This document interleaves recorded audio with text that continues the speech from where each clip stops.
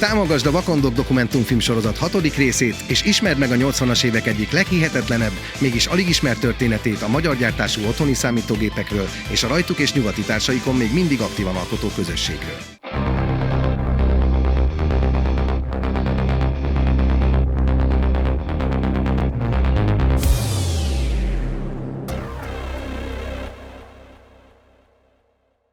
Hát kezdjük ott, hogy a számítástechnika mikor találkozott velünk egyáltalán. Bocsánatot kérek, fordítsuk meg a történetet. A számítástechnika igazán akkor merészkedett le a mi szintünkre, amikor megjelentek a C64-esek, meg a spektrumok. De addig 100 négyzetméteres számítógépeken próbáltunk meg 64 kilobájttal valamit csinálni. Azt hiszem ezek Ural 2 és hasonló típusú számítógépekből 6-ot adtak el, meg 7-et a világba. Szóval, hogy ez egy nagy változás volt, ez egy óriási trendforduló volt, amikor egyszer csak azt mondta Lord Sinclair, hogy hello, itt az EX81, és ez lesz a jövő számítógépe, és teljesen igaza volt egyébként, kis változtatásokkal ez lett a jövő számítógépe.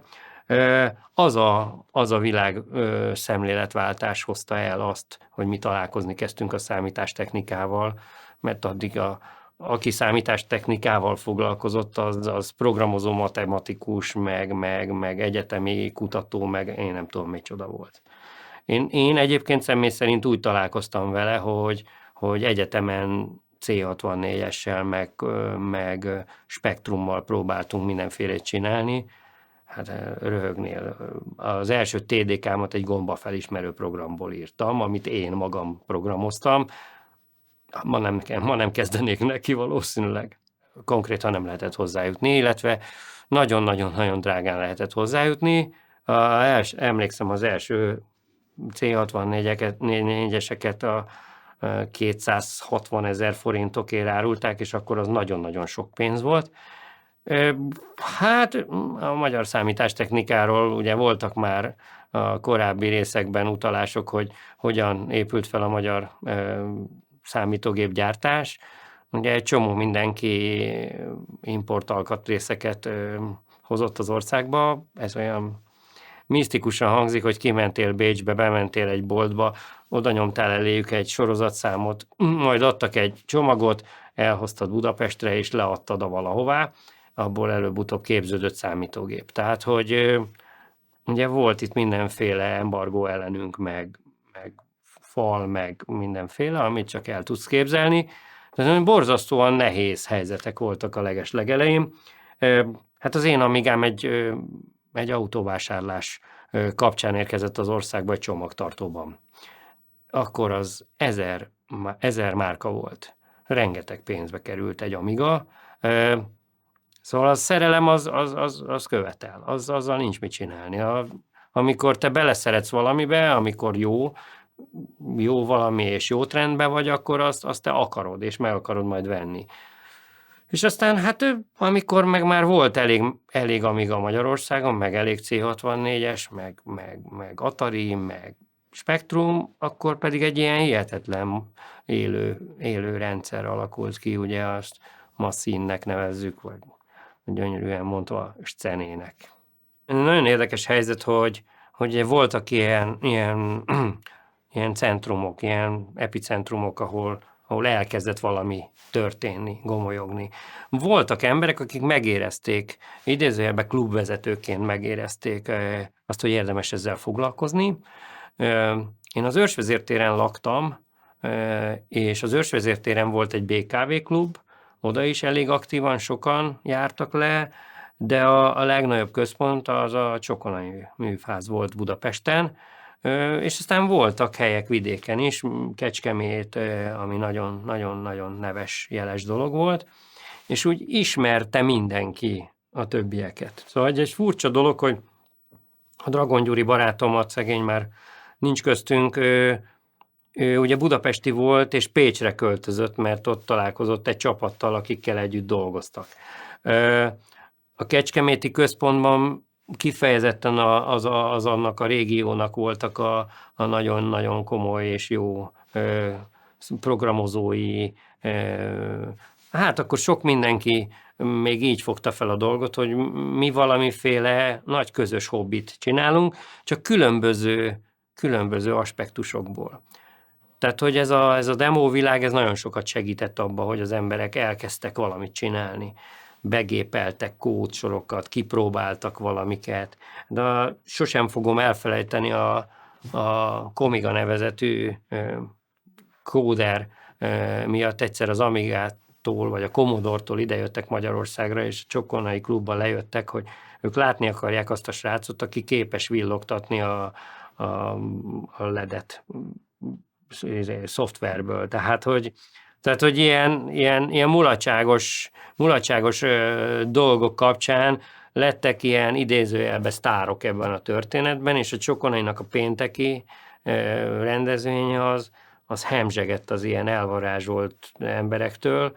Nagyon-nagyon szerethető, de nagyon nehéz emberek voltak le. Tehát, hogy ma nagyon-nagyon kevéssé lehet elképzelni azt, hogy mondjuk egy ilyen klubba összetalálkozhattál legalább, mit tudom én, három lap főszerkesztőjével. Azt tudni, hogy például a Balogh Zsolt rendszeres ellen volt, ugye 576 kilobájt, a Guru alapító társaság ott haverkodott össze, és gyakorlatilag onnan indult el, tehát Csokonai sokáig a sajátjának is érezte a Gurut nagyon, de Amiga magazin és hasonló emberkékkel is lehetett találkozni ott. De ez nagyon-nagyon élő világ volt, egy nagyon-nagyon élő ökoszisztéma. Ma van ugyanilyen hasonló, egyébként pont a startup világban, ahol mész, networkölsz, barátkozol, csapatokat alapítasz, próbálsz valamit megvalósítani. Én alapvetően gamer voltam, illetve a mai napig az vagyok. Tehát, hogy ez nem múlik el az emberről, tehát, hogy én nagyon szerettem játszani, speciális, nagyon szerettem a szerepjátékokat és a stratégiai játékokat, és ebben főleg az Amiga ebben jó volt. Hihetetlen. Ma visszagondolva, hogy a Civilization ugye azt hogy lehetett megcsinálni egy akkora gépre, hát lehetetlennek tűnik, amikor ma csillog, villog mindenféle, és 3D-be pörög, forog. Nekünk az Amiga ezt mind tudta az akkori színvonalon.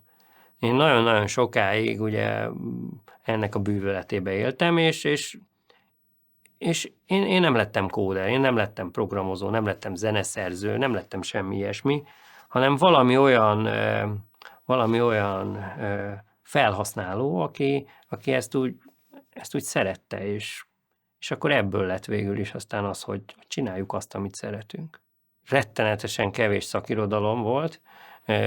Az első lefordított amigás kézikönyvet, azt konkrétan fénymásolva osztogattuk egymás között, és aki lefordította, életében nem használt számítógépet, és ebből aztán hihetetlenül vicces kínai használati utasításhoz hasonló szövegek jöttek ki, tehát a pityen a kúp, és érinti a szentképet, és akkor így nem nagyon tudtuk, hogy miről van szó, hát a szentkép az ikon volt, a pityen a kúp, az meg a kattincsál az egér. Szóval, hogy nem tudod elképzelni, hogy micsoda őrültségek jöttek ki ebből az egész történetből, és akkor elkezdte edukálni önmagát az egész rendszer.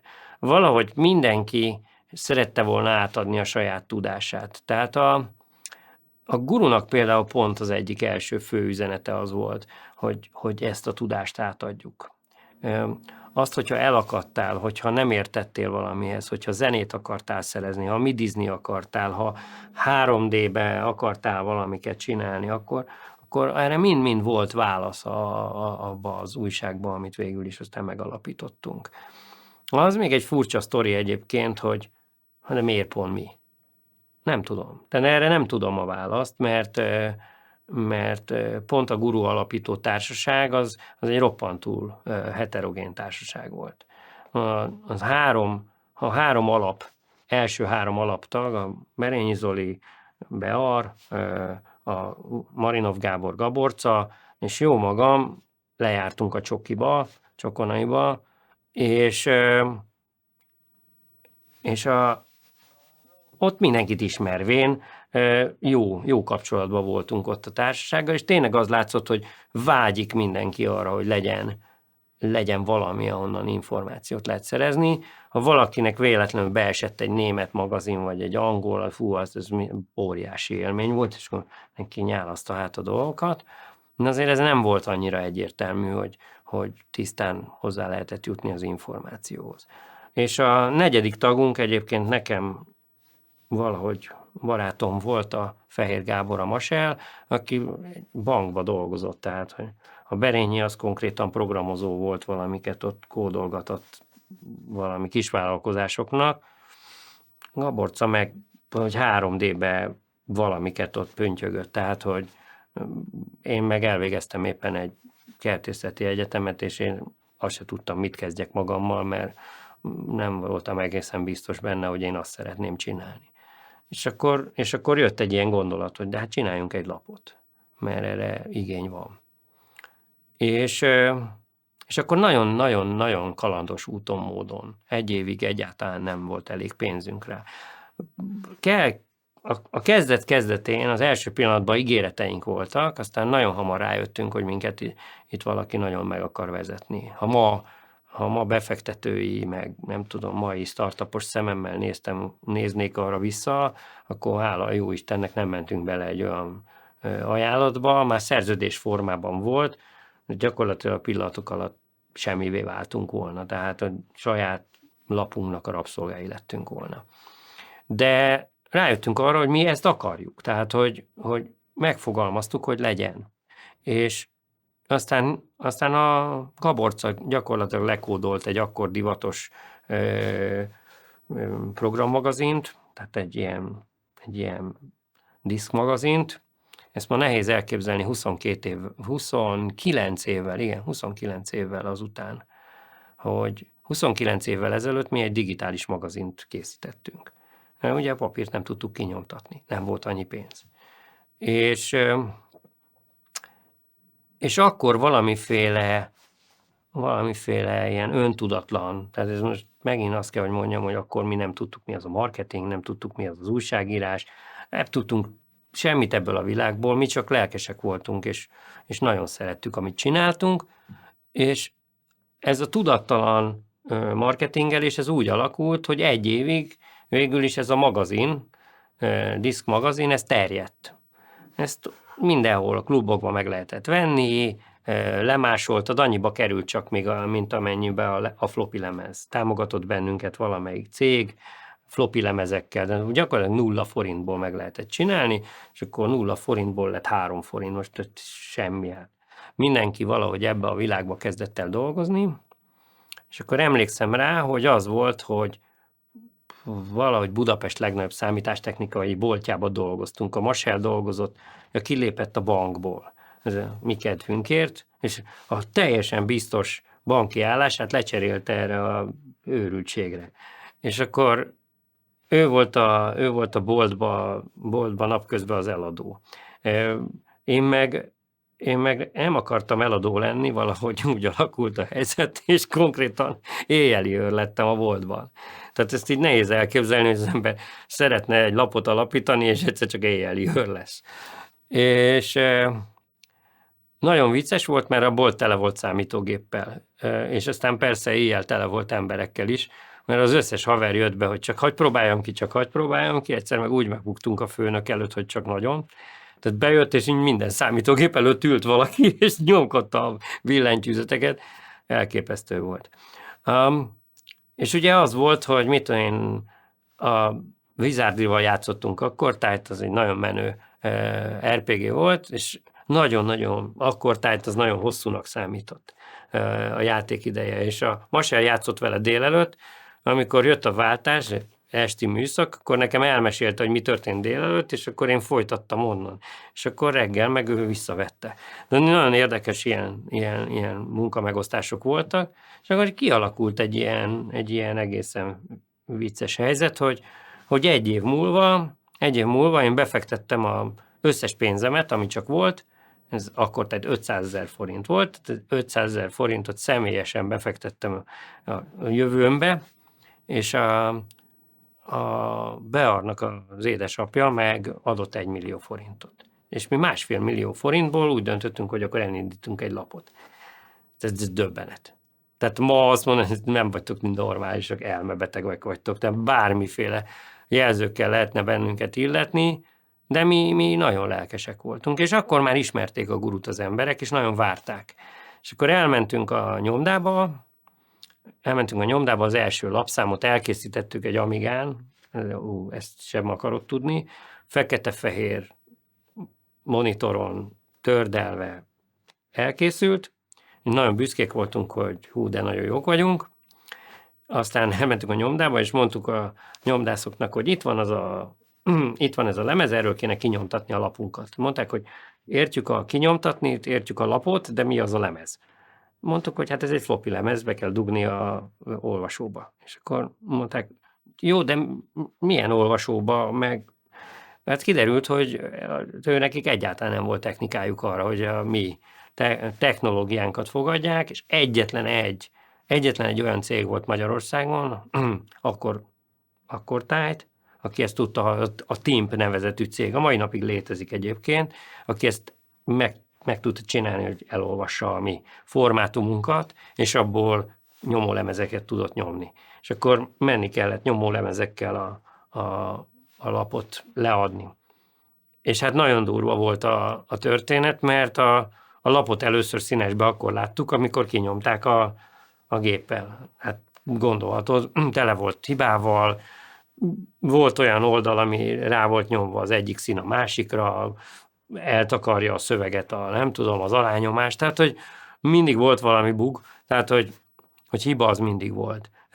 De ez annak volt köszönhető, hogy iszonyúan kezdetleges volt minden technológia. Akkor egyébként már Macintosh-sal csináltak emberek nagyon-nagyon drágán lapot, mi meg Amigával borzasztóan olcsón.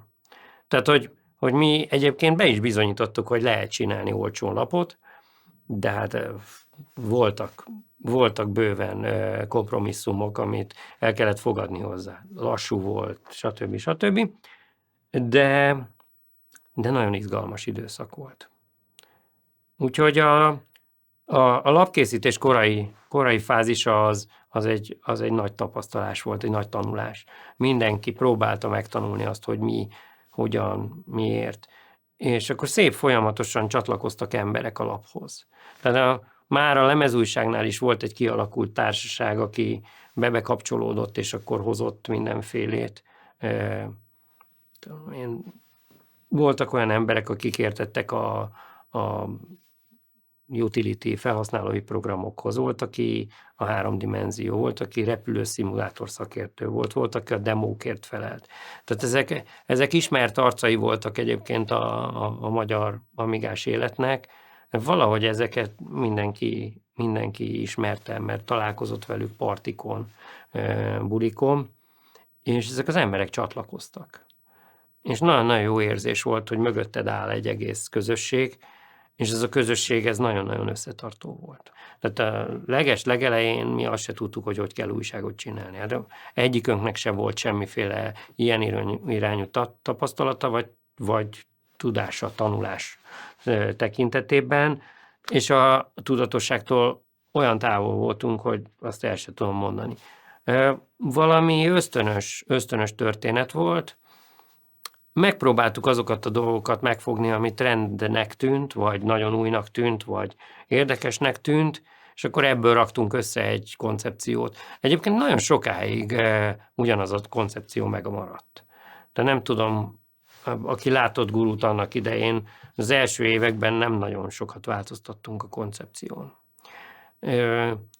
Kicsit próbáltuk másolni a külföldi lapokat, persze hát óriási lehetőségeik voltak nekünk meg nagyon kicsi, de nekünk ez nagyon, nagyon elegendő volt. Tehát a magyar amigás világ nagyon szerette a Gurut, és nagyon nagy rajongótábor épült fel pillanatok alatt.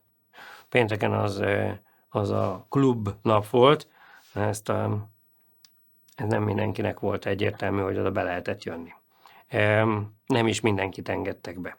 Akkor Tájt ugye a szép szó, ami a szombati történetre volt a legjellemző, hogy a lémerek majd szombaton jönnek. Hát ezt ugye tudjuk pontosan mit jelent. Tényleg egyébként a tömeg a szombaton ment, és akkor csereberélt meg minden. Tehát pénteken azok mentek, akik úgy régóta ismerték egymást, volt egy összetartás, volt egy törzsközönség. Tehát pénteken nem mindenki juthatott be. Ez tény és való, ez abszolút. De hogy kezdődött ez az egész, hogy én hogy mentem be először, fogalmam nincsen róla. De valószínűleg úgy, hogy ismertük egymást. Tehát, és akkor kialakult ez a pénteki történet. A pénteken egyébként rendkívül vegyes volt a csapat. Tényleg volt, aki csak azért jött, hogy lemásolja a legújabb programokat, volt, aki azért jött, hogy megvitassa azt, hogy hogyan kell, ledet villogtatni szoftverből, megnéztük az új demókat, vagy meghallgattuk valakinek a zenéjét. Szóval, hogy ezek a rendszeres tevékenységek ez így összekeveredtek, még azzal is, hogy egyébként volt, aki játszani jött. És a legelején ez egy zárt világ volt. C64, nagyon kevés spektrum, Atari nagyon kevés, Atari Amiga ellentét az nagyon erős volt, tehát Atari is az hülye, az mindegyik, akinek Amigája volt, az mind király, az Atari is, akinek meg Ataria volt, az Amigás hülye az Atari, mind király, tehát hogy elég erős Atari jelenlét volt egyébként Magyarországon. És volt egy nagyon-nagyon kicsike réteg, aki PC-vel jött. Tehát az egy burleszk volt. Tehát a PC az kezdetben mindenki hülye volt. A PC, mit akarsz te itt? Ez egy irodai számítógép titkárnőknek. Tehát, hogy ezt így senki az ég egyet a világon nem gondolta, hogy ez egy komoly dolog, hogy PC-vel odaállítasz, aztán mit csinálsz.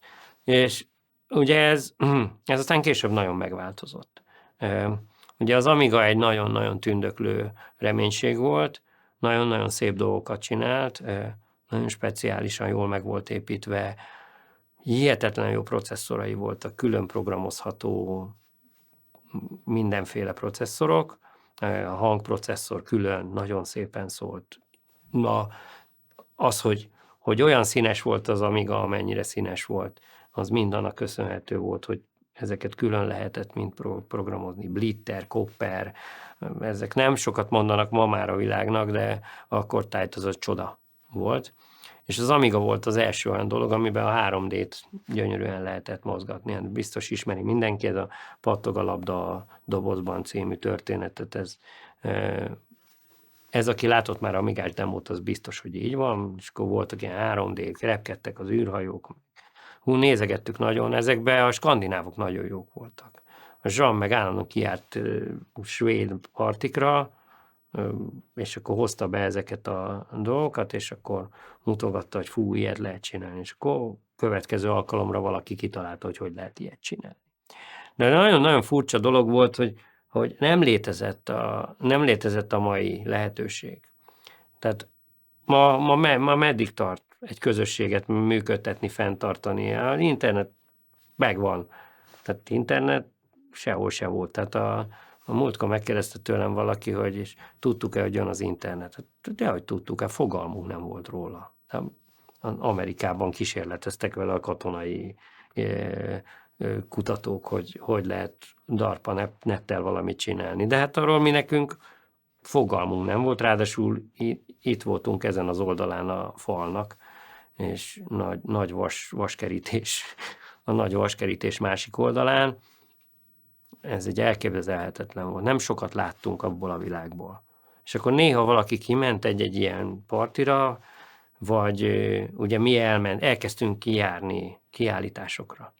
Fú, hát gyerekek, olyan volt, mint az első ilyen konferenciára, amikor kimentünk Londonba, akkor az olyan volt, mint hogyha ilyen álomországba jutottam volna. Tehát, hogy így, ezt sosem fogom elfelejteni, hogy akkor átnyílt a világ, és Jézus Mária, de hát hiszem.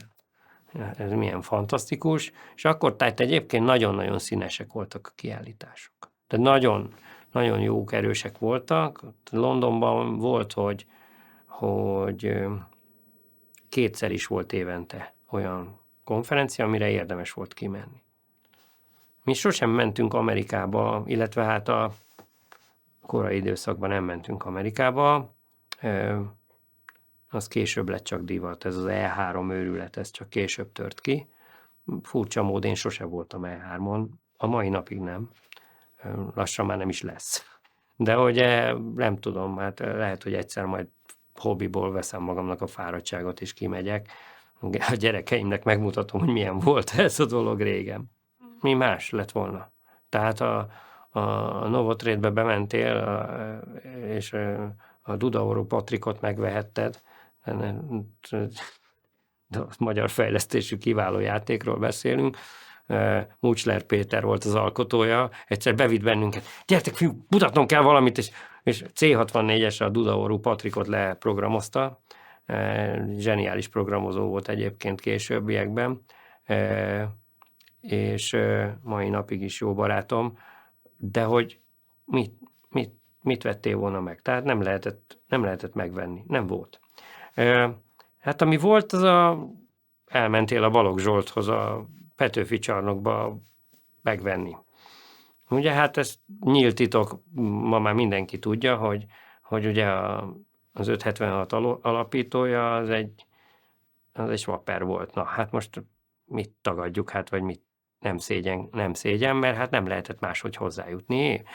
Időnként én is kimentem hozzá, és vettem ezt azt nála, mert persze ezek ellenőrizhetetlen minőségűek voltak, és sokat bosszankodtál, mert a felénél megdöglött, meg benne volt még egy védelem, amit valaki elfelejtett még feltörni, és akkor nagyon-nagyon szedett-vedett volt a történet. Na ezzel szemben ugye, amikor meg már lett lap, akkor nagyon érdekes volt, mert a Masel, nálunk a Masel azért volt kulcsfontosságú ember, mert Afrikában cseperedett fel, angol nyelvű iskolába járt, és tökéletesen beszélt angolul. Mi nem, tehát teszem hozzá, hogy mi nem beszéltünk ilyen jól, a Masel kiválóan beszélt, és az összes cégnek tudott levelet írni, ezt így ma nagyon nehéz elképzelni, postán. Tehát bélyeg rányal, postán elküld, nem tudom, másfél hét múlva odaér, bizonytalan válasz, nem jön semmi, Masel felveszi a telefont, jó napot kívánok, küldtem levelet. Ja, igen, küldjük. Szóval, hogy nagyon érdekes volt az egész, és amikor ez beindult ez a sztori, beindult az újság, akkor elkezdték küldözgetni nekünk a dolgokat automatikusan, mert pontosan rajta voltunk azokon a listákon, amire rá kellett kerülni, kimentünk azokra a konferenciákra, ahova a legfontosabbak kimentek, és ez így beindult, és pillanatok alatt tele lettek a polcaink játékokkal, valódiakkal. Hát ez a másik meseország volt, tehát hogy ugye megint arról beszélünk, hogy ugye itt van néhány kelet-európai emberke, aki úgy hobbiból ezt így imádja, és akkor egyszer csak a imádat tárgya az így elkezd sorjázni a polcon. Tehát, hogy ez így kiváló. Tehát, hogy nekem a mai napig a legnagyobb élményem az, hogy ezeket a dolgokat egyrészt eredetiben tudtuk megnézni, de az, hogy te kimentél egy kiállításra, és mondjuk ott egy Lord British-sel tudtál beszélni, vagy a Star Wars-ból ugye a jó öreg Luke Skywalker szerepelt ugye az egyik játékba, és akkor ott tudom, ott mit csinál, de hogy 3 méterre tudtál vele találkozni, jó, nem azért jött oda, hogy velem találkozzon, hanem azért mentünk mi oda, hogy őt lássuk. És hát mi olyan dolgokkal találkoztunk, dolgokat láttunk, amit utána, amikor visszaadtunk az újságba, az a saját élményünk lehetett. És ez egy nagyon-nagyon nagy élmény volt, nagyon nagy lehetőség volt. És aztán szépen lassan ez így begördült, és szépen kialakult, hogy mi nekünk ugye egy idő után már a polcon az eredetiek voltak, mert nem kellett senkitől ezeket a dolgokat úgymond bekérni. Hát mindenki ezt csinálta, tehát hogy ez a roppantul legális módja volt annak, hogy valamit megszerezzél.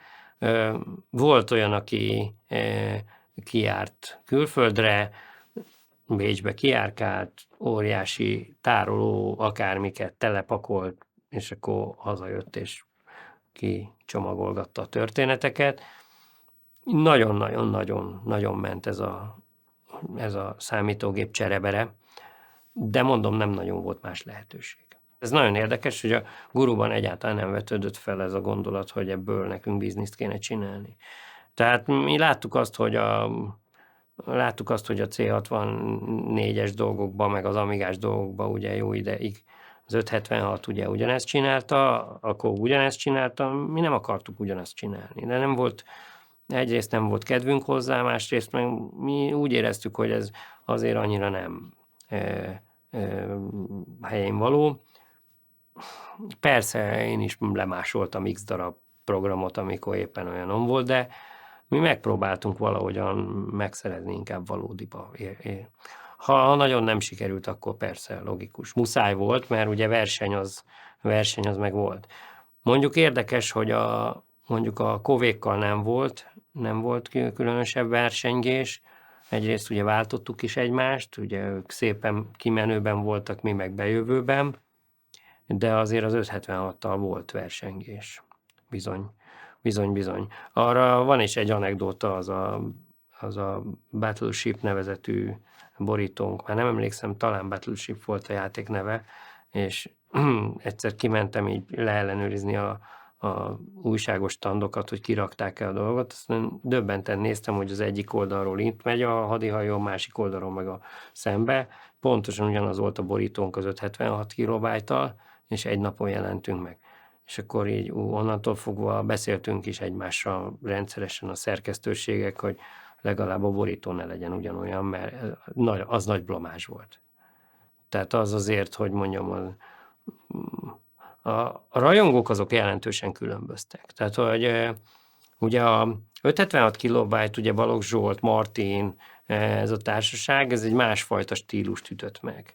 Ők egy kicsit távolabbi rajongói tábor stílust választottak, tehát hogy ők a tévéből nyomták, jó lehetőségeik voltak egyébként, viszonylag tényleg jól csinálták, de inkább a konzol dolgokat nyomták nagyon erősen.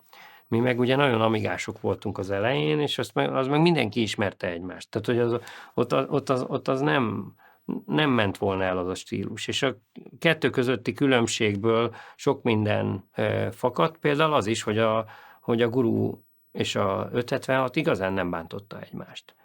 Nagyon érdekes dolog, hogy az mindig megvolt, hogyha valaki kiesett volna ebből a sztoriból, tehát hogy akkor valószínűleg fölborul ez a status quo, mert akkor máshogy alakult volna. És például amikor a Guru első legénysége szétment, akkor ezt a status quo-t pont személyesen én rúgtam szanaszéjjel a PCX-nek a piacra hozatalával. Ugye az két nagyon keményen, markánsan hasonló lap volt. Ugye a Guru meg a PCX ugye az legelején nagyon érdekes volt, mert amikor én kikerültem a Guruból, ez egy elég bonyolult és nehéz problémás helyzet volt, mindegy, nem is érdekes, ott recsent egyet a barátság, és recsent sok minden, és szanaszét szakadt a Guru. Ma már azt mondom egyébként, hogy a világnak a folyása valószínűleg ebbe az irányba haladt. Mert tehát a sorsunk az így lett olyan, amilyen. A Maser sosem lett volna a játékfejlesztő király, idézőjelbe, hogyha annó ő megmaradt Guru szerkesztőnek. A Gaborca meg nem lett volna Terminator 3D Visual Supervisor, ha jól emlékszem, hogyha benne ragadunk abba a szerepbe, amiben voltunk akkor. Bár roppantul jó érzés volt, meg hihetetlen, óriási népszerűség, meg minden, de hogy ott egy komoly törés végül is mindenkit más pályára állított. És engem is annyira más pályára állított, hogy egy másik lapot kellett alapítanom. Engem konkrétan akkor megkeresett az IDG, ami akkor magyarországi nagy lapkiadónak számított, hogy hello, a Mr. Chaos személyesen felhívott, hogy szevasz Sáj, nem akarsz-e egy olyan lapot elindítani, mint a Guru? És akkor mondtam, hogy nem. És akkor másik oldalról döbben csend hallatszott, gyorsan hozzátettem, hogy nem, jobbat akarok. És akkor mondta, hogy na, ez úgy rendben van, és ez 2 nappal volt az én távozásom után. Tehát a Guruból való távozásom után tényleg 2 napig üldögéltem otthon. Meglepő módon már addigra megvoltak a vázlataim arra, hogy mi lesz a következő lap. És a PCX ebből született gyakorlatilag. És a PCX már egyébként, nagyon, nagyon más koncepció volt. Ott már azért jöttek a PC-s sztorik, mert közben a Guru ugye szintén kellett, hogy változzon. Ugye ott a PC Guru kezdett el megjelenni, mert az Amiga közben elhasalt. Tehát ott is egy nagy markáns változás történt, ugye, hogy a piac addig ugye az Amigát ugye éltette fantasztikus lehetőséget, csak hát elfelejtettek Winchestert fejleszteni. És a nagyon drága kiegészítője volt az Amigának a Winchester. Tehát az tényleg az nagyon ritka volt, hogy valakinek volt. Nekem például nem is volt Winchesteres Amigám. Megjött az Amiga 3000, ez a Gaborcának volt egy Amiga 3000 ezres gépe, de hát az egy nagy csoda volt. Tehát az csak hébe-hóba volt valakinek. Ez a gatyáját ráköltötte, tehát az tény és való. És az a dolog lényege, hogy megváltozott a világ. Tehát valamilyen nagyon-nagyon furcsa dolog kapcsán a PC egyszer csak elkezdett nagyon jó lenni. Mindig azt mondtuk, hogy jó, hát oké, most, hogy valaki nagyon drága grafikus kártyákat nyomkod bele egy PC-be, hát az marhára nem menő, és elkezdtek a csokonaiba lejárni ezek a PC-sek, óriási tornyokat hoztak le, tele voltak nyomkodva kártyával, a hangkártya, a grafikus kártya, biztosan emlékszel, hogy ez hogy működött, semmi integráció, semmi hol akadt, hol nem akadt, de sajnos elkezdte verni azt a dolgot, amit mi imádtunk. És hát egy ideig lehetett ugye szél ellen, de hát aztán ugye magad iszod meg a levét jelszóval, nem, változtatni kellett, tehát fordulni kellett, ugye, és akkor jöttek a különböző mellékletek, CD melléklet, akármi. Tehát, hogy ahogy változott a világ, úgy változott az egész sztori, és hát engem a PC-s világ már azért a PCX-nél talált, és akkor az jó ideig meghatározta tovább az én kis sorsomat, és hát én még egy lapot alapítottam, az Other Side-ot, illetve hát az egy furcsa dolog, mert hogy azt úgy félig meddig én alapítottam, mert egyszer csak eljöttek a szerkesztőségbe a Gröb testvérek, a Gröb Attila meg a Gröb Krisztián, hogy ők csinálnának egy ilyen lemezújságot. De csak lemezújság lenne, és ez tök izgalmas, hogy egész más gondolatisággal, és akkor Other Side, és akkor én ott segítettem nekik, hogy lehet, hogy ez tök jó lenne például nekünk ott a PCX-nél egy lemez mellékletnek. És hát aztán valahogy ebből aztán az lett, hogy én állítólag túl sokat segítettem nekik, és akkor ezt így valahogy félreértette az én munkáltatóm, és akkor mondta, hogy hát akkor így tovább kéne menni, és akkor nekem olyan hirtelen egyértelmű lett, hogy akkor ez a PCX most már nem PCX, hanem akkor most már Other Side lesz, és akkor kellett keresni új kiadót, és akkor új valamit, és akkor csináltunk egy olyan lapot, ami egy nagyon-nagyon modern koncepció volt. Én nagyon büszke voltam az Other Side-ra. Az egy 2 havonta megjelenő lap volt, nagyon rossz koncepció volt, hogy 2 havonta jelentünk meg, összesen 7 szám jelent meg, tehát másfél évig élt. Nem volt esélye arra, hogy bebizonyítsa, hogy ő képes megmaradni a piacon, de mondjuk képzeld el azt, hogy mondjuk a Pesti Est típusú ilyen kulturális magazin összecsomagolva valamiféle számítógépes kulturális dolgokkal, az nagyon menő volt. Dizájnban is nagyon menő volt, és akkor tehát nagyon-nagyon-nagyon jó dolog volt, nem állt meg a lábán. A koncepció nem állt meg a lábán, és ráadásul a kiadó is megdöglött mögöttünk, és még ott egy kicsit kapáloztunk, próbáltuk ott a dolgokat ott jobbra-balra valahogy végül eladni, de aztán nem vették meg. Nem sokon múlott, de végül nem sikerült túlélésre játszani, és akkor nekem ott vége lett ennek a sztorinak. Tehát, hogy de közben nagyon érdekes, mert ennyi idő alatt meg közben elérkeztünk a számítógépes világnak a nagy változásához. Tehát, hogy lassan-lassan kezdett bejönni az internet. És akkor meg valahogy az volt, hogy akkor meg ott kellett az internetnek a megszületésénél ott sertepert élni, és akkor én ott tanácsadóskodtam a Motávnál. Volt egy internetértékesítési osztály, amely próbálta kitalálni, hogy mire is jó ez az egész. És akkor nekünk ott volt irodánk. Akkor ott megcsináltuk az első érintőképernyős információs rendszert. Szóval, hogy akkor valahogy úgy minden mainstream lett. Tehát, hogy az, hogy számítógéppel kell csinálni valamit, azon borzasztóan mainstream lett.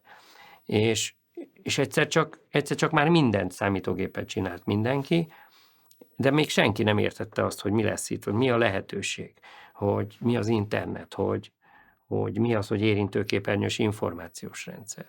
Hát konkrétan tényleg a Matávnak az első ilyen vagy érintőképernyős ilyen cuccát, mikor megcsináltuk, azt úgy találták ki, hogy majd akkor lesznek ilyen matávpontok, és akkor ott az emberek majd böngésznek ezeken ma ez van.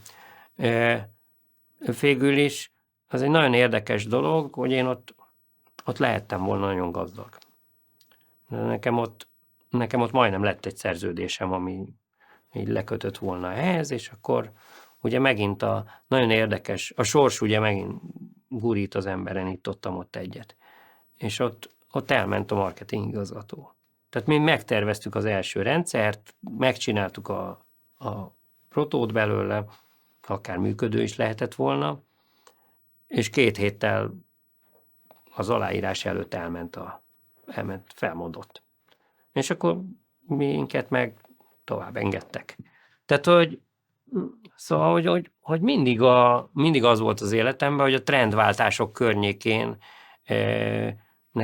nekem változnom kellett, és tanulnom kellett, és újra megtanulni dolgokat. És akkor én elmentem Mexikóba, mert azt gondoltam, hogy ezt azért egy kicsit fel kell dolgozni, ezt a dolgot. Nagyon-nagyon sok pénzről volt ott szó, tehát, hogy a gurus alapítás 500 000 forintjához képest nagyon-nagyon sok pénzről volt szó, ami ugye elszállt így pillanat alatt a levegőbe, és hát egy kis csapatomnak nem tudtam mit mondani, akik így jöttek velem hűségesen, és azt mondtam, hogy gyerekek, én most elmegyek, és most 1 hónapot most kikapcsolok, off. És üldögéltem kint a Nappiramis tetején, és fogalmam nincs róla, hogy hogyan, egyszer csak kitaláltam azt, hogy majd csinálunk interneten, majd szoftverbázist, amivel majd letöltenek az emberek szoftvereket. Tehát én idáig gurultam a PCX Guru Other Side, vagy Guru PCX Other Side történetből, és akkor, amikor hazajöttem Mexikóból, akkor bementem az Origóhoz, ami addigra már megalakult, vagy elindult, és a Simó Gyuri volt akkor a főnöke a történetnek, és mondtam a Gyurinak, hogy figyelj már, Gyuri, kihagytatok az indulásból. És mondta, hogy hát el kellett indulni. Mondtam, hogy jó, de hoztam egy ilyen szoftverbázis ötletet. Ja, jó, figyelj, írunk egy szerződést. És hát senki nem tudta, mi az, hogy online magazin. Tehát, hogy akkor tehát nem értettük. Origo, senki nem tudta, mi az. 4 percig nézték az emberek, mi megcsináltuk a szoftverbázist, azt mondja 26 percig nézték az emberek, mert ugye le kellett tölteni perc alapú rendszerben. Döbbenetes élmény volt, és mit tudom én, nagyon sokat lehetett vele akkor foglalkozni, meg keresni is, tehát hogy úgy megjöttek megint a feladatok. És nagyon érdekes, hogy meséltem neked az előbb már ezt a dolgot, hogy ma ugyanott tartunk, ahol a kis számítógépes korszakban tartottunk. Tehát ma ez a startup világ, ez teljes mértékben ugyanez. Ez egy döbbenetesen jó élmény a számomra, mert én most 56 évesen gyakorlatilag semmiben nem különbözik az, amit csinálok, mint régen is csináltam. Tehát, hogy ma is csapatokat építünk, innovatív dolgokat csinálunk, networkölünk, nemzetközi kapcsolatokat építünk, stb. Csak minden megváltozott. Ha akkor tájt, régen, most tényleg 29 évvel ezelőtt, vagy 30 évvel ezelőtt, az létezik ez a dolog, hogy internet. Nem is tudom, mi lett volna. De nem engedték, hogy létezzen, ugye pont azért, mert ugye pontosan tudták, hogy ez az a valami, ami majd így fogja a kapcsolatrendszereket megnöveszteni, nemzetközivé tenni a dolgokat, és ugye akkor tehát olyan világ volt, hogy ezt nem lehetett. Tehát mindenki be volt csukóckodva, ugye nyugat az nyugat volt, ha bementél Londonba egy postára, és mondtad, hogy fel szeretnél adni egy lapot, akkor az volt a mondat, hogy Rest of Europe. Tehát Európán kívül. Tehát Budapest státusza Rest of Europe volt. Nekem egyébként a rossz élményem az, amikor csatlakoztunk a EU-hoz, utána is bementem, hogy majd akkor Londonban továbbra is Rest of Europe volt a státuszunk. Tehát, hogy ezen úgy nem sok változott. Egyébként őszinte leszek, igazán a mai napig nem sikerült ez a dolog. Tehát ez az EU kérdés, ez olyan nagyon-nagyon távoli mindenkinek, mert mindenki megtartotta ezeket a fejében, ezeket a határokat. Jó, de minden más megváltozott, tehát ma, amikor átmész a reptéren, nem kell pecsételtetni, nem kell, mondjuk nálunk, Angliában most is kell pecsételtetni, meg azért csak megkérdezik, hogy mit akarsz, meg hogy van ez. De hogy annak idején az Amiga világ, az mégiscsak valahogy megcsinálta azt, hogy nemzetközi volt. Mégiscsak megcsinálta azt, hogy valahogy felszabadította az embereket. Mégiscsak megcsinálta azt, hogy valahogy eljutottak egymáshoz az információk. És ez volt a csodája. Mert nem volt hozzá eszköz. És mégis valami. És ebben a rendszerben lenni egy kis fogaskerék, nagyobb fogaskerék, vagy akármicsodának, az jó dolog. És én azt tanultam meg csak és kizárólag ebbe az egészbe, hogy az információ az minden. Tényleg minden. Ezt nem véletlenül találta el a Google, hogy ma az információ az gyakorlatilag az a fizetőeszköz, amivel bármit megszerezhetsz. De lesz a jövőnek egy új, az pedig a Talentum lesz. Tehát ez egy nagyon érdekes, hogy ugye elfogy a tehetségesség. Tehát ugye az egy véges számú. Ez nagyon, nagyon érdekes és nagyon furcsa, hogy valószínűleg az új dolgokat hozó emberek mennyisége az véges számú egy társadalomban. Mert egyszerűen nem létezik, hogy végtelen. Mert ugye, tehát azért zsenik a zsenik, mert ők olyanok, ezt tudják.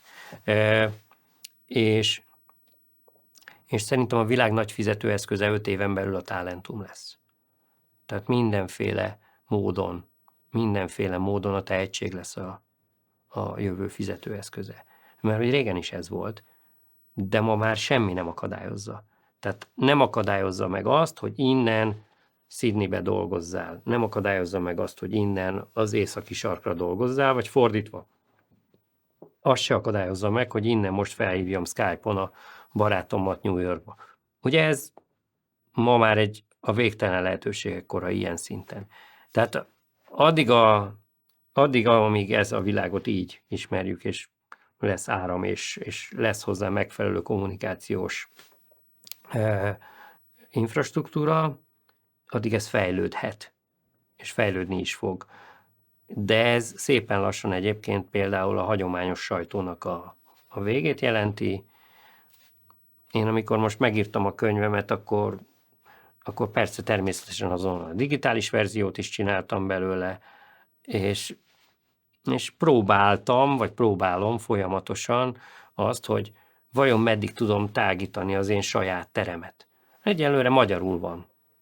De ha le fogom fordítatni angolra, vagy le fogom fordítani angolra, valószínűleg csak digitálisba fordítom, és teljesen logikus, hogy azt nem kell kinyomtatni. Mert még itthon még persze kinyomtattam papírra. De az, hogy már egy Amerikába eljusson, az már sem eddig nem tart. Tehát fölteszem egy weboldalra, ami erre van dedikálva, oda teszem, hogy ez micsoda, aztán majd eldöntöm, hogy milyen egyéb marketing húzásokat csinálok, de egyébként meg lehet csinálni. Tehát ma az nem egy problémás dolog. Régen azért nem volt így. Én azt gondolom, hogy én boldog ember vagyok, mert a világ életemben azt csinálhattam, amit én szerettem. De ezért tenni kellett. Tehát, hogy ez nem úgy alakult, hogy mind véletlen, azt ide támolyogtam, akkor ott ez történt, ott oda támolyogtam, akkor ott amaz történt, de mindig próbáltam elé menni a dolgoknak. És az, hogy a gurút annak idején megcsináltuk, tehát ez egy meghatározó élmény volt az életemben, hiszen az egyetem után közvetlenül, ugye amikor egy fiatal kijön egy óriási ambícióval, lelkesedéssel egy egyetemről, végig tanulta az addigi életét, és ez így lekerül róla, akkor ugye mi történik vele? Ugye az történik, hogy be fog ülni egy munkahelyre. Én meg beültem egy olyan munkahelyre, ami sajátom volt. De én magam tettem bele az első befektetésemet, konkrétan a sajátomnak éreztem. Az, hogyha vacakul ment, ha nem jól sikerült, akkor az mind a saját megélésem volt. Nem viccelek veled, gyakorlatilag a zseppénzünket beletettük. Tehát, hogy az első időszakban nem vettél ki pénzt belőle, hogy eszedbe se jutott, tehát, hogy teljesen logikus. És látsz valamit felnőni, vagy az egy nagyon-nagyon-nagyon nagy érzés. És én világéletemben stratéga voltam, tehát már a játékok terén is ugye a stratégiai és szerepjátékokat nagyon szerettem, és akkor úgy általában ez alakult ki, hogy én ma is a cégeknek a stratégiai irányait kedvelem. Én ránézek valamire fölülről, és látom pontosan azt, hogy mi fog történni. Azt is látom, hogy ha jól stratégiázunk, jól mozgunk, akkor mi, meg azt is, hogy hol fogunk elbukni.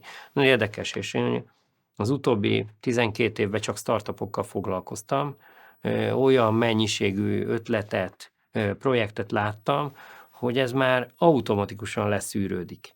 Tehát amikor eljön hozzám valaki, és elmondja 3 percben azt, hogy ő most szeretne csinálni egy gurút, akkor azt fogom neki mondani, hogy hello, figyelj, ha ezt csinálod, akkor ez fog történni, ha meg ezt, akkor meg egészen más irányba fog menni a sztori. De én azt gondolom, hogy unikális dolgokat kell csinálni. Tehát egyedieket, meglepőeket, megdöbbentőeket. Össze kell rakni, mindennek össze kell passzolni. Ahhoz, hogy egy lapot összerakjál, ahhoz ugye nem csak cikkek kellenek, logó kell rá egy szlogen, ezeket összerakni, ezek, hogy jól hallatszódjanak, hogy ezeket eljuttasd a felhasználóidhoz. Ma borzasztó nehéz, óriási zaj van. Pontosan látod azt, hogy a világ tele van zajforrással. Mindenki azt keresi, hogy hogyan lehet borzasztó nagyot robbantani. Ebbe a Prezi volt ugye nagyon jó, ugye mindig nagyon-nagyon jó módszereket talált arra, hol Obamával fogott kezet, hol nem tudom kivel, tök mindegy, brit miniszterelnökkel. Ezek borzasztóan jó dolgok, mert nagyon-nagyon látványos dolgok, nem jelentettek különösebben semmit, de ettől nem változott meg az ő életük, csak odafigyelt rájuk mindenki. Tehát az, hogy valamire odafigyeljenek, ma már nagyon nehéz. Tehát mondjuk azt, hogy 29 évvel ezelőtt elindítani Magyarországon egy vállalkozást, az azért volt nehéz, mert nem volt szokás. Tehát, hogy pontosan tudjuk azt, hogy a rendszerváltás előtt ez egy ilyen ez egy szociál ország volt. Tehát az, hogy te csináltál valamit, és azt te magad akartad működtetni, hát az ilyen misztikus történet volt, hogy úristen, ez mit akarnak ezek? Hát pedig ez a normális útja, módja valaminek. Tehát csinálok egy projektet, a projektből lesz egy vállalkozás, a vállalkozásból lesz egy siker, vagy egy bukás. Ez egy tök egyszerű képlet. Na igen, az nem mindegy, hogy ezek hogy épülnek fel. Ha jól felépítetted, jól megtervezted, akkor nagyobb esélyed van arra, hogy sikeres leszel. De miből tanulsz? A bukásból. Én nagyon sokszor a bukásból sokkal többet tanultam, mint a sikerből. Én nagyon-nagyon sok sikerben volt részem, rengeteg sikertörténetnek vagyok a ötletgazdája, a segítője, akármi, a mai napig is. De képzeld el azt, hogy a bukásból sokkal inkább tanulunk. Mert a siker az egy furcsa elegy. Az a véletlennek, a jó pillanatban érkezésnek, a jó reakcióknak az összessége. És a siker nagyon érdekes, hogy nem a tiéd. Ez inkább a siker az valami olyasmi, hogy mit gondol a közösség rólad. Tehát, hogy te gondolhatod magad tök sikeresnek, hogyha egyébként a közösség nem gondol annak. Nézd meg ma az Instagram sztárokat, a YouTube sztárokat. Ki lesz sikeres? Akiről a tömeg azt gondolja, hogy sikeres. Hopp, és ha megfordítjuk, volt mostanában nem is annyira nagyon vicces történet, hogy valamelyik véleményvezér csaj forgalmazni kezdte a saját márkáját, az 24 darabot vettek meg a divat termékéből. Akkor a siker mégsem volt olyan egyértelmű. Tehát ez mindig nagyon relatív, hogy mi mit gondolunk sikernek. Mi, amikor a gurút kiadtuk, minden szám egy siker volt. Amikor a kezdeti origós világban eljutottunk egy mérföldkőig, mondjuk a szoftverbázisba, és azt mondtam, hogy 1 millió ember letöltött tőlünk. De ez egy óriási dolog. Nálunk az egy divatos dolog volt, rendszeresen vittem például tortát ilyen alkalmakkor, ez így néztek rám a többiek, de hogy miért? Azért, mert a sikert mindig meg kell ünnepelned. Tehát ha nem adod meg a saját lelkednek azt, hogy kiélvezd a sikert, akkor nem fogsz belőle semmit profitálni. Mert át se fogod gondolni. Egyszerűen tovább rohansz mellette, hát átrohantál a célon. Persze, rohanni kell tovább, logikus, tehát hogy ez egy folyamatos történet, de hogy hát álljunk azért meg egy pillanatra. Mert ha nem állsz meg, és nem nézed meg, nem nézel időnként vissza, akkor semmit nem fogsz tanulni az egészből. Én a könyvemet olyan könnyedén írtam meg tavaly ősszel, itt tényleg októberben kivettem 2 hónap szabadságot magamnak, hogy most egy kicsit pihenünk. És üldögéltem otthon, és gondoltam, hát valamit mégiscsak kéne csinálni. És akkor megírtam a könyvet. Mert megvoltak 30 évre visszamenőleg a sztorik. Mert egyébként meg sok 100 évre visszamenőleg, mert nagyon sok történelmi dolog van. Tehát, hogy itt a világ legnagyobb inventorai, startupperei, guru kitalálói, azok Kolumbusz meg ilyenek. Tehát az ember mindig változtatni akart. Tehát a világ az azért ilyen, amilyen. Mert az ember mindig változtatni akar, de egyre jobbak az eszközei. Ugye te is most olyan eszközökkel dolgozol gyakorlatilag, ami már nem igényli azt, hogy mögötte álljanak emberek, húzogassák, tologassák a mindenfélét. Tudod automatán intézni ezeket a dolgokat, mert valaki kitalálta, hogy hello, ez milyen jó lenne, hogyha működne automatikusan. Tehát, hogy az embernek a változtatási vágya az, ami visz mindenkit előre, engem is. És ez tart meg. Tehát ha nincs mit változtatni, tehát ha ott elértél mindent, mondjuk borzasztóan gazdag vagy, az nem inspirál. Se a Bitletet, se a nem tudom micsodákat, ezeket, hogy nem nekünk írták. Tehát, hogy annak olyan újságíró szaga volt. Én mondom ezt én 25-26 év újságírás után, hogy annak olyan újságíró szaga volt. De azt úgy nem, tehát hogy nem azok az arcok írták, akiket úgy ismertünk, hanem valami idegenek, akik fordítgatták valahonnan, Amerikából kapták az információkat, meg minden. Működgettek ezek a lapok, meg minden. Ja, és meg bosszankodtunk is, amikor be kellett írni egy ilyen bitletnek a hátoldalán levő kódsort, és mindig volt benne hiba, tehát hogy sosem működött úgy, ahogy kellett volna. Na most, szóval, hogy mi egy olyan valamit szerettünk volna, ami mi vagyunk. Tehát én azt hiszem, hogy minden generáció azt gondolja, hogy ő a saját megváltását szeretné megvalósítani. Tehát, hogy hát le az előző generációval rugdossuk le őket a porondról. Ez mindig így volt. Tehát az apáink ugye hippik voltak, ugye, és lázadtak, és nem tudom, lett belőle mindenféle ilyen-olyan amerikai rendszer. Ma nem így lázadunk. Ma YZ, nem tudom micsoda, meggondolt, hogy nem ugyanúgy fognak lerúdosni bennünket, mint ahogy annak idején mi tettük ezt. Tehát egy semmi különbség nincsen. Tehát jön egy generáció, és az előzőt elsöpri valahogy. És ez a bitlet, meg ez amit mondtál, nekünk ezek így nem mondtak semmit. Tehát nekem elektorkalandor, meg nem tudom micsoda, ez nekünk nem volt versenytárs, tehát tök jó 3 kívánság. Nekünk ez olyan óvodás volt. Bocsánatot kérek, hogy ezt mondom, de hogy ez így, ennél mi többet akartunk mondani. És amikor ma kezedbe vennél mondjuk ma egy gurut, akkor biztos vagyok benne, hogy találnál olyan komoly szövegeket benne, amit mondjuk a Gaborca írt. A Gaborcának mindig ilyen nagyon-nagyon komoly stílusa volt, és ő tökéletesen leírja azt, hogy akkor, hogyha ilyen golyót akarsz csinálni, akkor azt így kell csinálni, és akkor azt így kell a felszínét megcsinálni meg. Szóval, hogy ezek a szkínelések meg. Tehát, hogy akkor tehát ez azért nagyon fontos volt, hogy meg kellett magyarázni még a világot. Még nagyon elején voltunk. Ma már nem így van. Tehát, hogy én azt érzékeltem, én 12 évvel ezelőtt hagytam abba a nagybetűs újságírást. Én 12 évvel ezelőtt azt éreztem, hogy erre már semmi szükség nincs. Tehát már nem onnan olvassa. Nekem most a gyerekem már begépeli 9 évesen azt a YouTube-ba, hogy mit szeretne megnézni.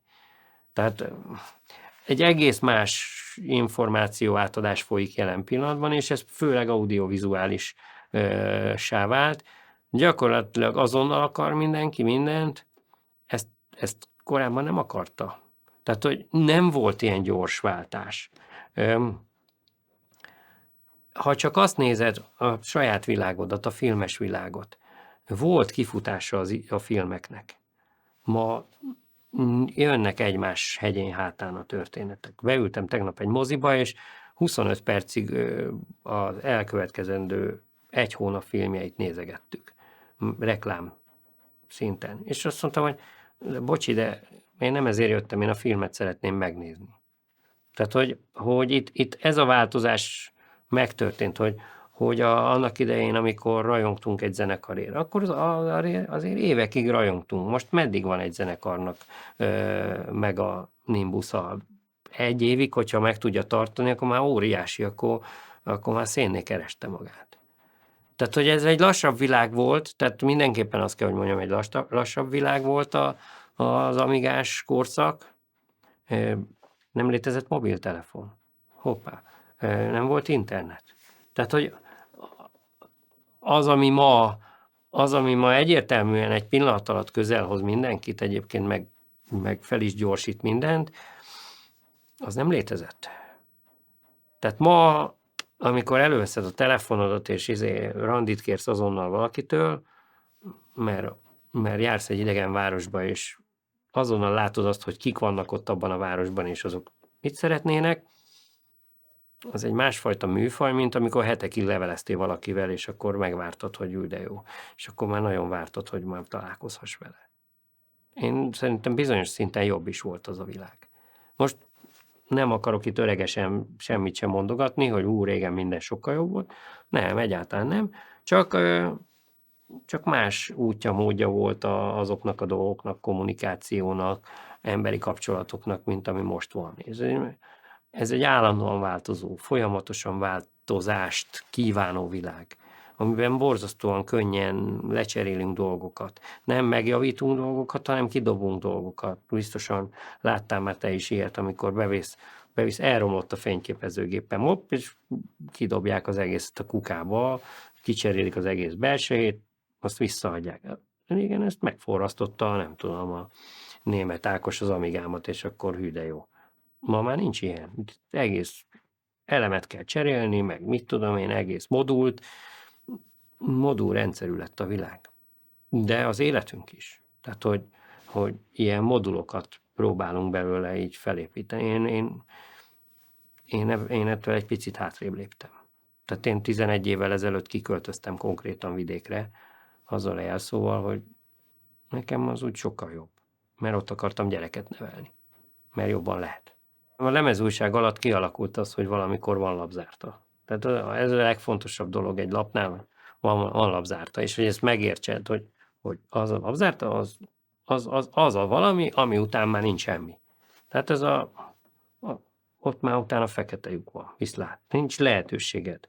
Ha addig nem jött össze a lap, akkor baj van, akkor valakinek valamit oda kell tenni.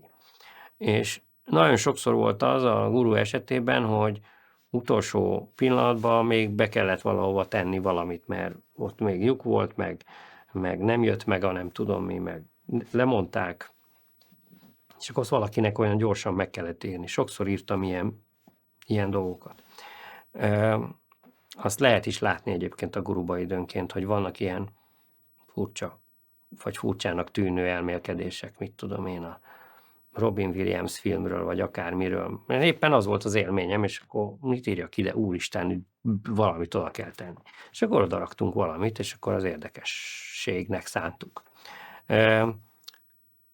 A lapzárta gyakorlatilag meghatározta az egész lap elkészül. Tehát van egy terv, van egy forgató, összehajtó, ezen szépen lassan megtanultuk, hogy hogyan kell ezt a dolgot, és akkor be voltak tervezve. Ekkor és ekkor meg kell jönnie a cikkeknek, a külsősök behozták a dolgokat, ha behozták, ha nem hozták be, akkor izélgetni kellett őket, mit tudom én, külföldről be kellett kérni a demókat, meg a dolgokat, akkor azért is. Tehát, hogy ez szét volt osztva a legelején, amikor mi csináltuk, négyen csináltuk az egészet, akkor ez szét volt osztva. Mindenki csinálta a saját dolgát, és ez tökéletesen tudta azt, hogy ő ezt csinálja, és ha ezt csinálja, és ezt jól megcsinálja, akkor az hozzááll a többi 3 embernek a dolgához. És akkor a külsősök hozzák időben a dolgokat, megérkeznek a tesztelhető dolgok, akkor azt ki tudjuk osztani, de jó, és akkor minden működik. Rohadt nehéz volt. Tehát, hogy semmi, hát 0 tapasztalattal ez rettentően nehéz volt.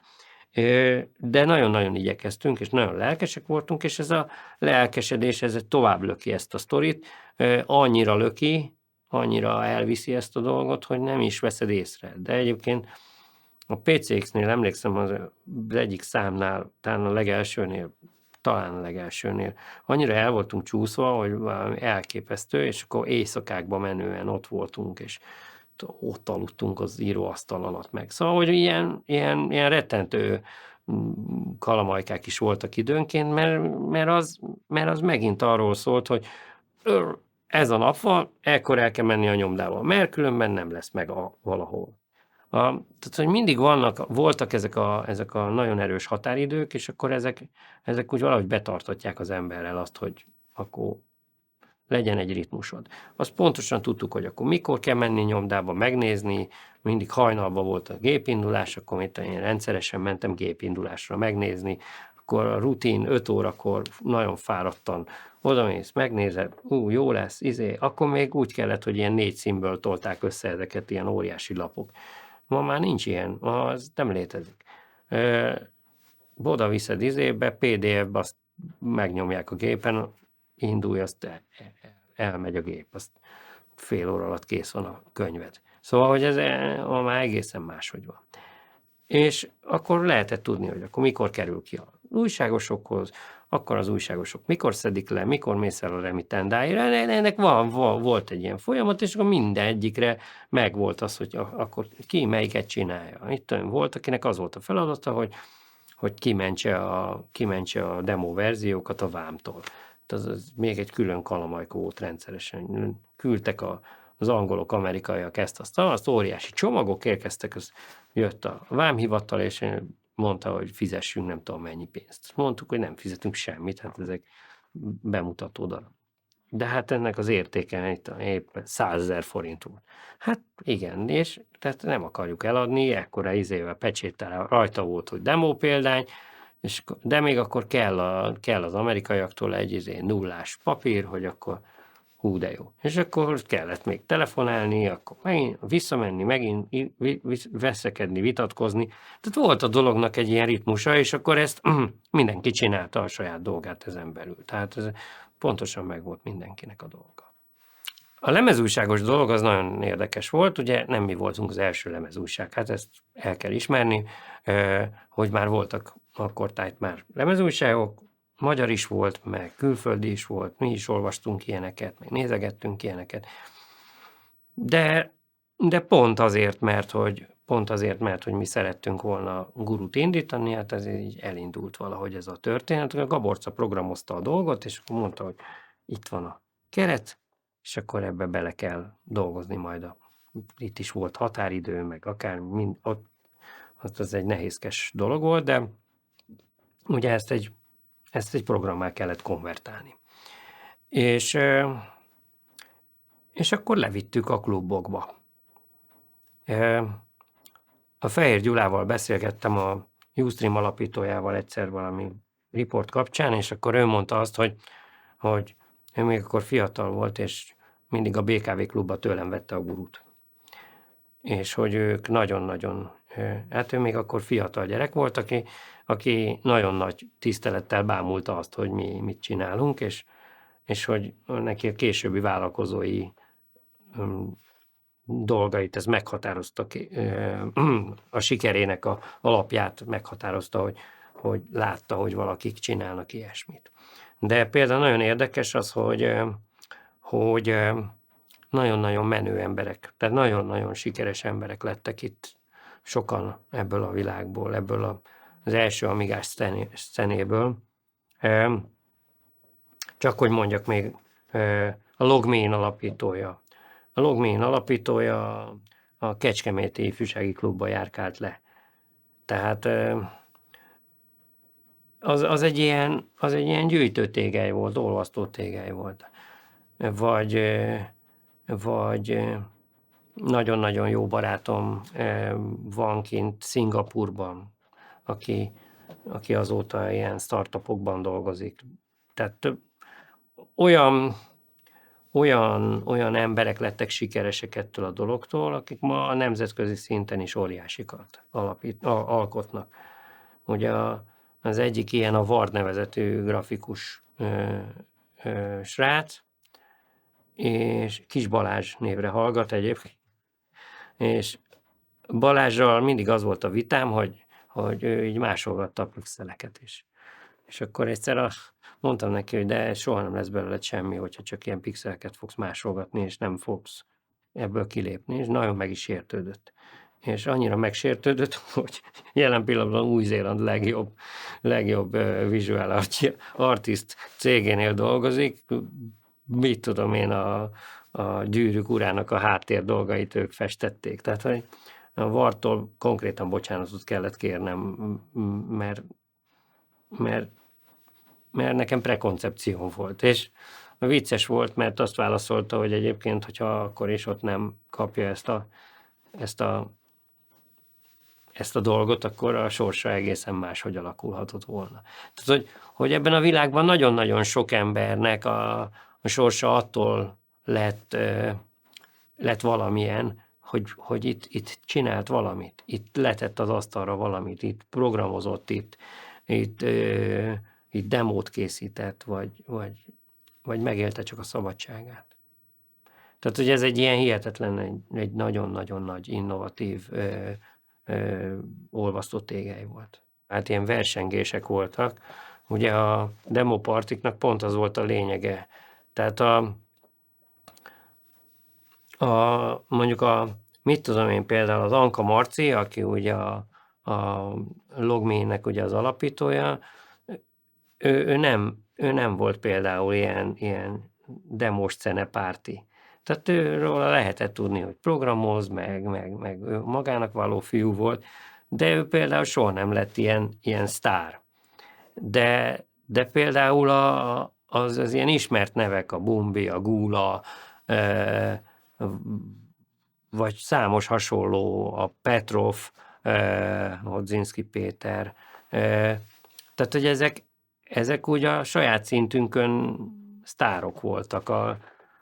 Soha nem fogom elfelejteni, ugye a pécsi csapat, amiben a Dragon Gyuri is volt, ott a Jeva, meg egy csomó mindenki még ott mocorogtak.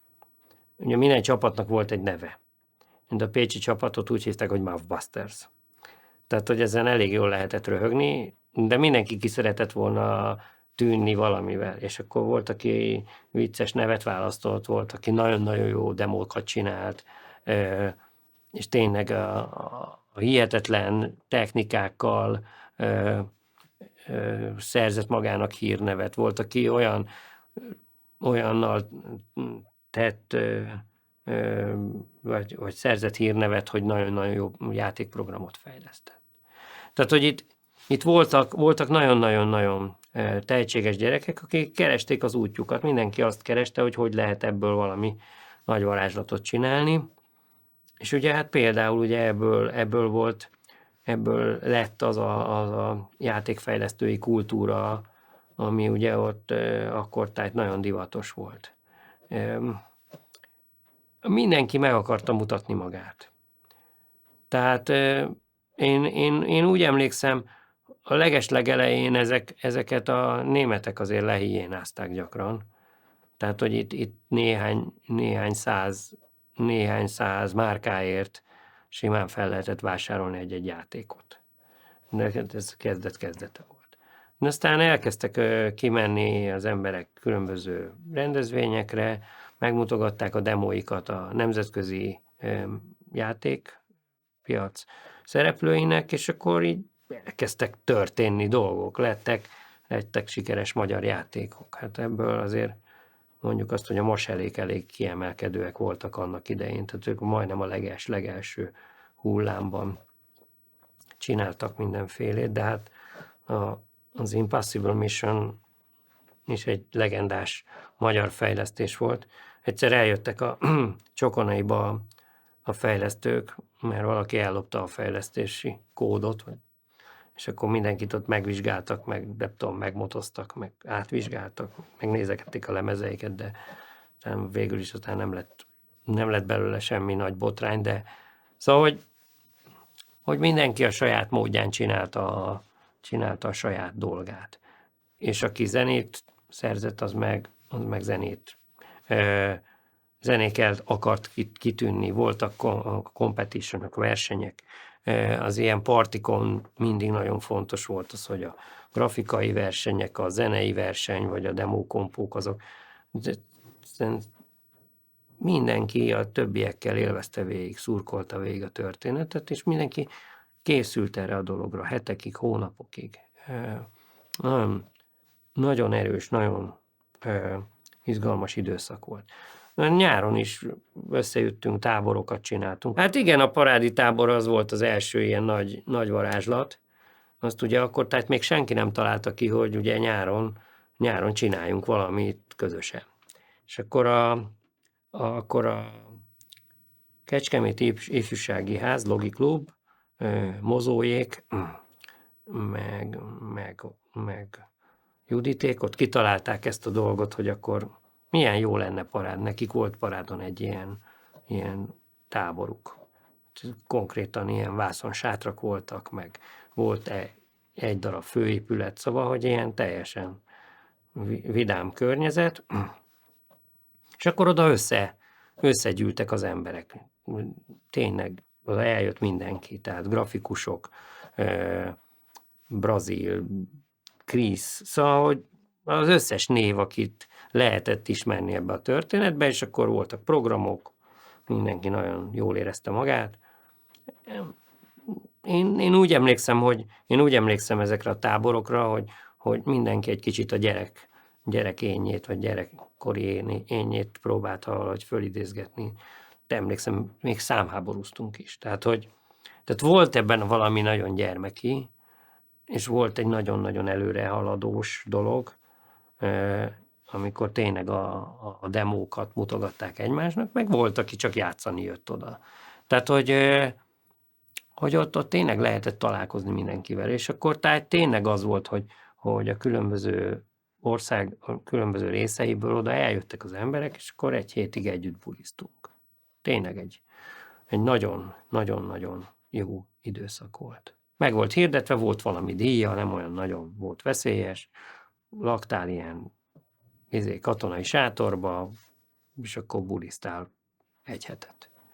Parád az nagyon-nagyon vidám hely volt, de az még tényleg ott még izgalmas volt a médiának is, meg eljött a tévé, meg mindenféle dolog volt, és ez évekig nagyon jól működött. És a mai napig vannak ugye ezek a táborok, ugye ezt mind ez indította el. Volt, aki a 35 fokba ott nyomta végig, és izzadt, voltak, akik lementek strandolni, bulizni, akármi. Szóval, hogy ott tényleg nem volt igazi nagy kötött program, hogy mit lehet ott csinálni. Volt néha sztárvendég, nem tudom, akkor tájt Éles István nagy menő humorista volt, egyszer ellátogatott oda, és akkor borzasztóan élvezte. Meg általában tényleg az volt, hogy ott mindenkivel lehetett dumálni. Tehát arra volt a legjobb, hogy tényleg mindenféle nélkül, görcs nélkül, hogy most úristen bezárják a klubot, meg vége van a izének, tehát napokon keresztül el lehetett kezdeni tervezgetni, játékot fejleszteni, akármit. Tehát, hogy egy ilyen tábor alkalmával kezdtünk el mi is ott valamit bohóckodni, és múltkor nagyon vicces is volt, hogy valami rádióriport, vagy valami ilyen kapcsán kellett így írnom, vagy mondanom, mesélnem arról, hogy igen, mi is fejlesztettünk egy játékot, soha nem lett belőle semmi. Hát nem jutottunk el odáig. De egy nagyon-nagyon jó élmény volt, mert maga az a hangulat, amikor valamit közösen csinálsz emberekkel, az egy ilyen meghatározó jó élmény. Ez nagyon durván különbözött attól, ami akkortájt ott kint zakatolt. Én nekem egyetlen egy maradt, hogy én már akkor sem szerettem politizálni. Tehát én akkor sem politizáltam, és azóta sem teszem ezt a dolgot, mert nem a politikán múlik a történet, hanem a trendváltásnak a formáján. Ez egy burok volt. Tehát ez egy hihetetlen burok volt, és nagyon kilógtunk. Tehát az, hogy valaki akkortájt számítógéppel foglalkozott, az valami nagy varázslat volt, és az, hogy mindenki számítógéppel kezdett el foglalkozni, aki ilyen fiatal volt, az meg egy óriási nagy varázslat volt. És azt kell, hogy mondjam, hogy akkortájt ez egy teljesen másféle történet volt, hiszen ma a zsebemben van a mobiltelefonommal a számítógép, a fényképezőgépem is már benne van, sőt már lassan a bankkártyám is, meg minden. Akkor viszont még senki nem tudta, hogy ez mire lesz jó ez a cucc. Tehát mi az, amit kihozhatunk ebből? A Lord Sinclairnek gyakorlatilag az volt a legnagyobb zsenialitása, az ZX-el, az ZX81-el, aztán meg a Spectrummal, ugye a 81 még ugye fekete-fehér volt, hogy mit tudsz kihozni ebből. És a mit tudsz kihozni belőle, az lett, hogy ami most van. Tehát én mindig csodálkozom azon, hogy a Holdra egy olyan számítógéppel szálltak le, aminek nem volt igazán memória kapacitása. Nem is nagyon értem, hogy hogyan szálltak le vele. ha leszálltak. Csak majd hagyjuk meg idézőjelbe a szkepticizmusomnak, de hogy ma a telefonod 100-szor meg 1000-szer többet tud, az teljesen természetes. Akkor tájt minden az elején volt. Minden a kísérletezés korszaka volt. Egyébként nagyon érdekes, az internet megjelenésekor ugyanezt történt. Tehát én kicsit szoktam morogni a mai generációra, a Z vagy az Y azt állítja magáról, hogy ő az első digitális generáció. Hát ez nagy tévedés. Tehát Amerikában úgy hívják ezt a dolgot, hogy silver surferek, és az egy ilyen 50 és 60 közötti generációról beszélünk, akit ma, ha élne, akkor Steve Jobsnak hívnák, él ugye Bill Gates és társai, tehát ezek az emberek megváltoztatták a világot alapvetően. De ugyaninnen jönnek. Tehát ugyanebből a világból jönnek, Lord Sinclair és az Amiga feltalálói pontosan ugyanaz a generáció, talán ők egy picit, Lord Sinclair talán fiatalabb, vagy idősebb. Na most mit hoztak? Azt hozták, hogy lehozták a mainstreambe, lehozták a közösségbe a számítógépet. Tehát elhozták azt a világot, amikor bárki bármit megalkothat egy számítógéppel.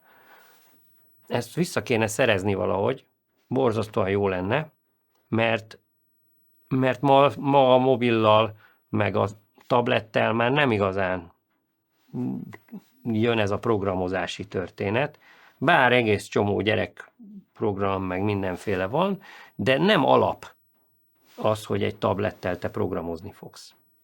De pont egy Amiga, ugye az egy billentyűzet volt gyakorlatilag, de ugye bele volt építve, ugye persze a dolog, de hogy mit is csinálnék egy billentyűzettel, ha nem próbálnék megprogramozni, és hogy akkor tehát ez egy könnyű dolog volt. És könnyen csináltál valamit, könnyen valósítottál meg valamit.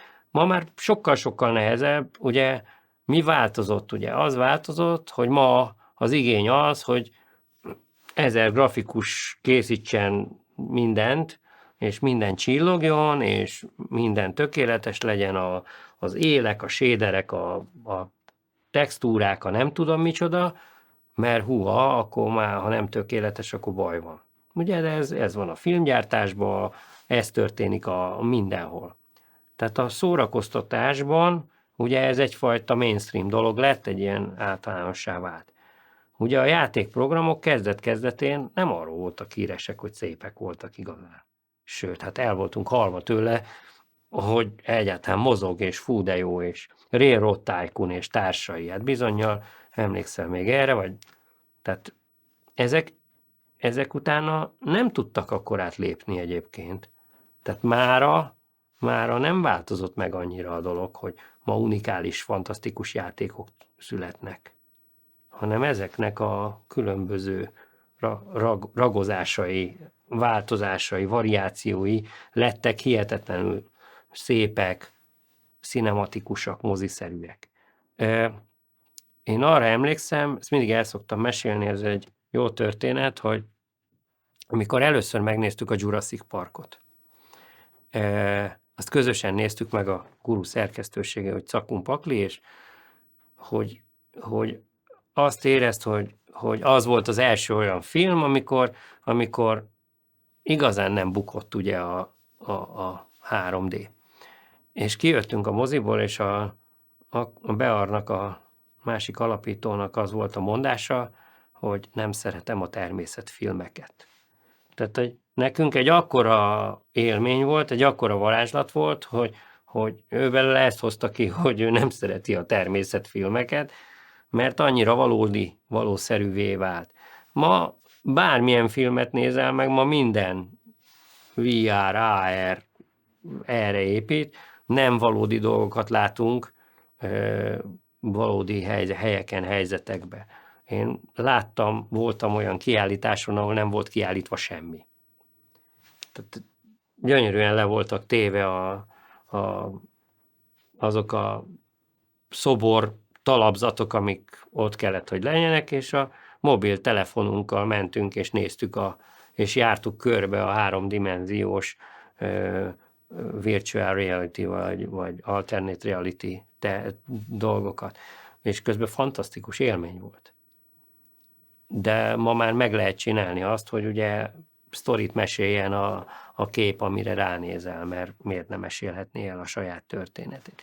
Hát, hogy ezek szépen változtak, de hogy miből indultak? Onnan indultak, hogy volt egy ekkora tasztatúrád, egy ekkora kis számítógép, amit így tudott apu a kezedbe adni, hogy hello, vettem neked egy számítógépet.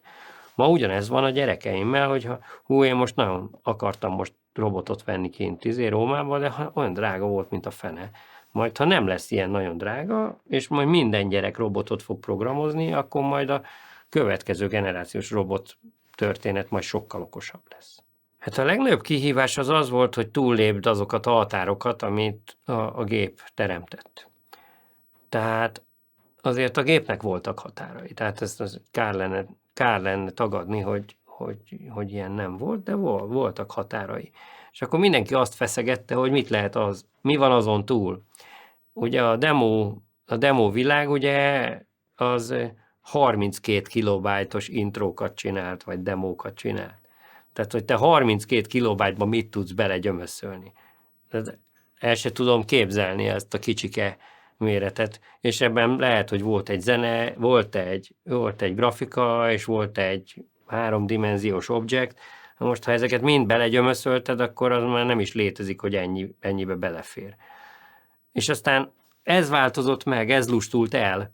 Nagyon érdekes, ugye ahogy fejlődött a számítástechnika, ugye egyre terjengősebb és egyre nehézkesebb lett az a számítógép, amikor kezdetben egy ekkora kis valami volt. És nekem van egy kis nosztalgiám azzal kapcsolatban, hiszen most mekkora számítógépeket hordunk, vagy asztali gépünk mekkora, és mennyivel limitáltabb például egy tabletnek a működési lehetősége. Pont a kettő közötti dolog, az megint nincsen. Tehát pont az a valami, amivel tanulni lehetne, az nem létezik. Van mobiltelefonunk, meg van asztali gépünk. A kettő között a gyereknek nem veszel számítógépet. Azt mondod, hogy üljél oda a gépemhez, aztán csinálsz, amit akarsz. Csak közben meg bejött az internet, és az internet meg végtelen lehetőség arra, hogy azt csináljon, amit akar. Na most a legutolsó lesz belőle, hogy programozni fog. Mert ott minden készen van. Minden készen van. Tehát a legrosszabb dolog az, hogy ugye annak idején, amikor még sokan olvastak könyveket, akkor el kellett képzelni ugye a sárkányokat, el kellett képzelni a különböző szituációkat, helyzeteket. Ma mi van, a gyerek készen megkapja a rajzfilmekbe ezeket a dolgokat. Sokkal kevésbé lesznek kreatívabbak ezek a gyerekek, más módokat kell kitalálni, más dolgokat kell kitalálni nekik, hogy kreativitást csepegtessünk beléjük.